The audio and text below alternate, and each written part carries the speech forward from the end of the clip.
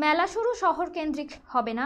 মেলার সুফল পেতে গেলে তাকে ছড়িয়ে দিতে হবে গ্রামাঞ্চলে, বিশেষ করে কৃষিক্ষেত্রের মতো বিষয় যেখানে হাজার হাজার কৃষকদের স্বার্থ জড়িত। এই উদ্দেশ্য নিয়েই বুধবার দুপুরে দক্ষিণ দিনাজপুর জেলার চিঙ্গিসপুর গ্রাম পঞ্চায়েতের গোপালপুরে সানাপাড়া হাই স্কুল মাঠে গৌরবঙ্গের 3 জেলার কৃষকদের নিয়ে কৃষি মেলা 2024 অনুষ্ঠিত হলো।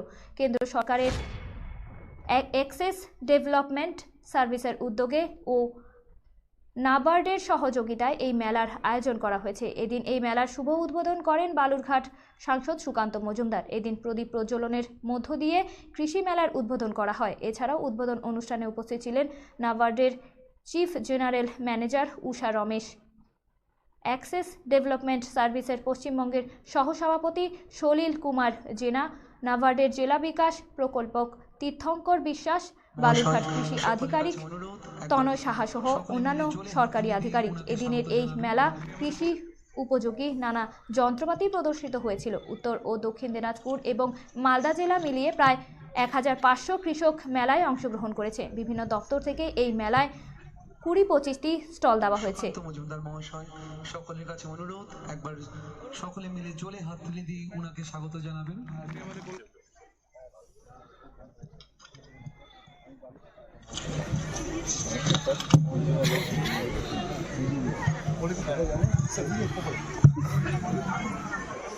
সুকান্ত মজুমদার মহাশয়, সকলের কাছে অনুরোধ, একবার সকলে মিলে জোরে হাত তুলে দিয়ে ওনাকে স্বাগত জানাবেন।